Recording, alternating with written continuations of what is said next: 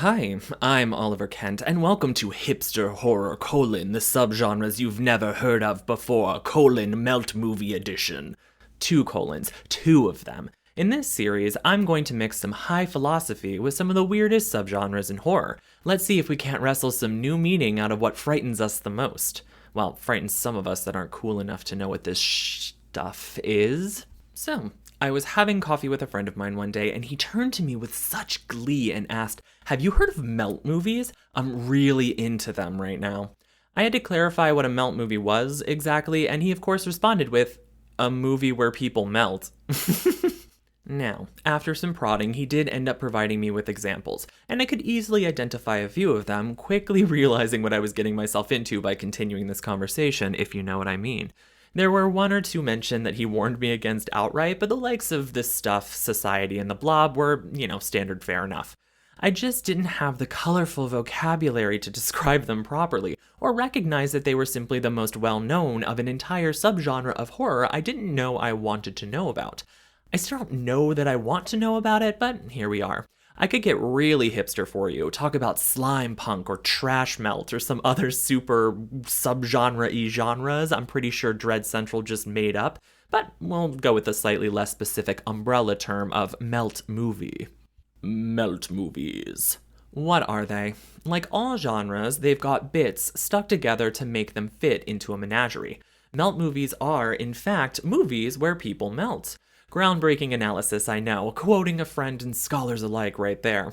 Now, there is some disagreement, it seems, between melt movie connoisseurs. I've looked at Reddit, Twitter, IMDb, and a bunch of other sites like Dread Central and stuff to get a feel. Some believe that the moniker applies to any movie where someone melts. Others staunchly disagree and claim that melt movies are only melt movies when more than one person melts. I'd say there's more people that agree with the latter than the former, but I guess people that are really into melting just want to see their favorite subgenre's pool expand as much as possible. Oh, damn, that was a pun that was oozing with mediocrity. Okay, pun digression's over now.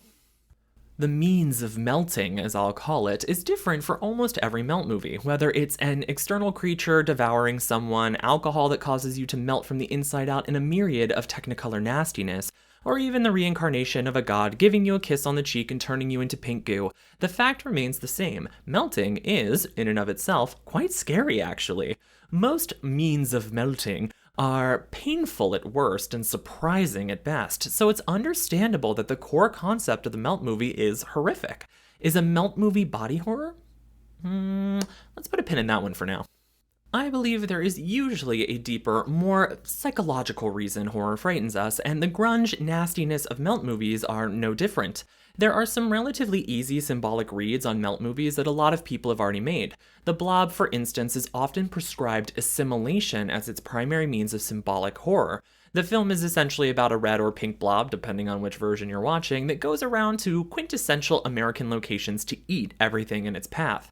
Locations include the nuclear family home, a movie theater, and a diner. Its small-town setting exemplifies the sort of rugged American aesthetic. In the original The Blob, people are eaten and the blob gets bigger, but you don't see any real melting happening. In the 1980s remake, though, people most certainly melt, which brings an additional level of horror to this assimilation. Most people read the original 1950s version as a communistic takeover of American ideals, and while the 1980s version of the film isn't so on the nose about it, a lot of those undercurrents still stand. Assimilation is continued in Society, a film about an alien species that shunts, essentially melting into each other to create a KY jelly-covered monstrosity that sucks the life force out of humans. The main character, Bill, isn't going to become part of the aliens, but his nutrients will be absorbed by the mass of high society flesh and goo. Absorption by a mass entity mirrors the same fear the Blob does. The blob of flesh in this case is also an alien species, no less. Consumption is also a very common theme in melt movies. This consumption is both literal and figurative. The Stuff, a film about people that eat a strange alien substance as a form of ice cream and then subsequently melt, is a comment on both the literal eating of a designer product as well as the effect that branding and capitalism have on our desire to unquestionably consume what's put in front of us. Street Trash looks at how a homeless population is dispatched by a disgruntled liquor store owner when he gives them a mysterious alcohol he found in his shop, selling it to them on the cheap to get them out of the store. When they drink it, they melt. This need to consume, as well as being consumed by addition, plays out in truly gory fashion, obviously. Body Melt, a now classic, cult classic? Can these movies be classics? A now cult classic Australian film shows what happens when a new dietary supplement is dropped off in a neighborhood and the peddled societal ideal of the perfect body drives people to try an untested drug that leads to unsavory side effects. They melt. Capitalism is a hell of a drug, kids. It always comes back to capitalism, doesn't it?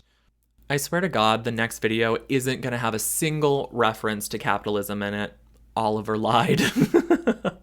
Most other melt movies, from what I can tell, do fall into similar categories of assimilation or consumption. Sure, these are symbolic representations of the rooted fear that exists in melt movies, but I think we can take it a step further. Strap in, kids, let's get philosophical.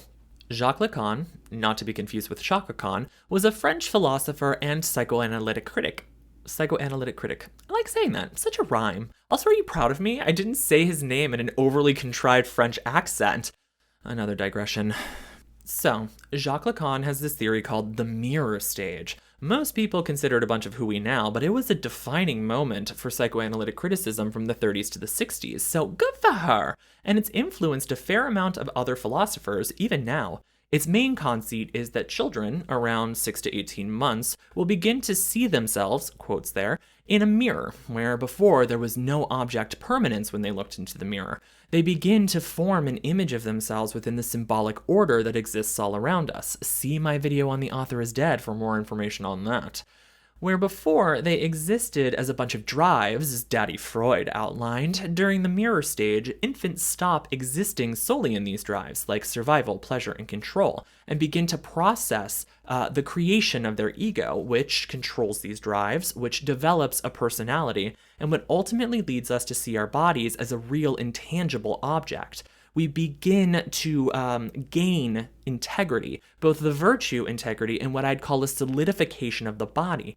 We become real. We become the object permanency we didn't quite have during those peekaboo days of our early infancy. God, to be a baby with no object permanence again. Ugh, digression, Oliver. The primal nature of infancy, of survival, of the crave for mommy's milk is slowly replaced with internal processes learned through socialization that ultimately makes us the person we become. The ego formed to help us regulate how we demand mommy's milk around other rational beings. Mommy's milk is a metaphor here, and I hope it's a metaphor for you too. If it's not, well, these digressions are getting uncomfortable for me. Keep it together, Oliver. I think this integrity is actually what melt movies target, and you may be saying, but Oliver, isn't consumption and assimilation kind of related to this integrity that you're talking about? And I'd say, yeah, you're right, but I think consumption and assimilation exist well after we have established integrity in our bodies, after we have developed our ego. Consumption and assimilation are much higher in the socially constructed order, meaning it takes much more knowledge and lived experience to understand that might be what's affecting us. I think this loss of integrity is much more based. It's the thing melt movies trigger in our lizard brains because this integrity is established so much earlier than our concept of assimilation and consumption. It cracks the very foundation of our perceived sense of self, the sense of self we've been cultivating since the moment we recognized ourselves in the mirror. There's almost always a shot of someone looking incredulously at their hands as they melt and fall apart. I've noticed this even in painful melt movies, this pause to look. This mostly happens in the first death sequence, but the pain is overwritten by a sudden terror as the body falls apart. The very fragile understanding of self and solidification we have in ourselves is disappearing right in front of our eyes. A great example of this, which some people wouldn't consider a melt movie since only one person melts in it, is Cube Zero. The film revolves around a giant cube. Can cubes revolve? Whatever. It revolves around a giant cube that shifts around. Each room within the cube, and there's 1,000 of them, are either safe or booby-trapped. One guy enters a room and thinks that he's hit with acid, and then he realizes it's just water. Wrong again, boyo. He begins to pull himself apart, frantically ripping at his flesh until there's nothing left. It starts with his hands, his panic growing the more he rips away. The loss of integrity leads him to continuously pick and pick and pick. Now again, this functions both literally and metaphorically because the physical body is destroyed, but our understanding of self, of our own integrity, is often called into question in the Melt movie too, whether it's the unquestioning consumption of capitalistic products or the assimilation into the communist blob that wants to unify us with, standardized blob care. Melt movies break down how we see ourselves in the symbolic order. We lose our physical bodies, but we also lose our identity and our individuality. We pool together. No Melt movie, I can't believe I'm fucking saying this, exemplifies this better than Neon Genesis Evangelion, the End of Evangelion. In all of the lists that I've researched, I haven't found anyone call The End of Evangelion a Melt movie, so this is my hot take for this video. Take notes, kid. Evangelion is your mommy Milky's Melt movie god now. The climactic sequence. Oh, spoilers if you haven't seen this 20-plus-year-old piece of media I'm about to tell you about. The climactic sequence, or third impact, involves Rei, one of the main protagonists, evolving into her final godlike form to go around and smooch everyone on Earth to death. When she does this, their AT fields are destroyed, and they turn into pink goop in an instant. AT stands for absolute terror. All beings with a soul, a fragment of understood individuality in my reading, have an AT field. This absolute terror is what keeps us from being turned into pink goo and pooling together into a primordial ooze. In Neon Genesis, the greatest fear is togetherness, oneness, the loss of integrity, both physical and metaphorical. When Rei multiplies, assimilating all life on Earth during Third Impact, it isn't through violence, it's often through gentle caresses, kisses, etc. Kindness and love create a new reality of total connectedness. And again, the thing keeping us from all of this in the very beginning is absolute terror. The integrity we develop and refine from infancy is inexplicably destroyed in a second. This thing we've cultivated for so long, our essence, our individuality, is snuffed out for communalism. Communalism. Why is that so horrifying for us, though? Many philosophers have discussed how we give up a part of ourselves to live in a society. It's a requirement that we subvert specific drives and impulses to coexist with others, to ensure the success of the society we take part in, but how much of ourselves are we willing to supplant for the goodness of others, or to the society as a whole? Disillusionment with governing bodies and societies as a whole has been common practice for people since, societies were created. But Melt movies exemplify the fear we experience in losing ourselves to an uncaring world, hell-bent on filling us with alcohol, pills, or assimilating us until we are unrecognizable to ourselves. Like most trash cinema, and I think most people would consider Melt movies to exist as a form of trash cinema, there's still an undercurrent of biting satire. People that make trash cinema do so because they see or experience the sort of fraudulent sense of security that society provides to us. Melt movies exist in the space between pure shock for entertainment's sake and the punk art that calls into question what it means to exist in our own bodies. To answer my question from before, after thinking about the analysis on integrity that I've come up with, I do think Melt movies are different from body horror. Body horror is usually prolonged, involving a metamorphosis of some kind. The body becomes alien to the individual, but they retain semblances of their individualism. Melt movies call into question the ephemeral nature of our life, which can be snuffed out in an instant. All the work we've done to become ourselves unravel as we watch our hands liquefy before our very eyes. I don't know that I can recommend most, if any, Melt movies to you, but it's definitely a subgenre I'm happy exists even if we haven't made a new full-on Melt movie in quite some time. Maybe a biblical body fluid flood of new Melt movies is in order, no? Oh my gosh, are you still here?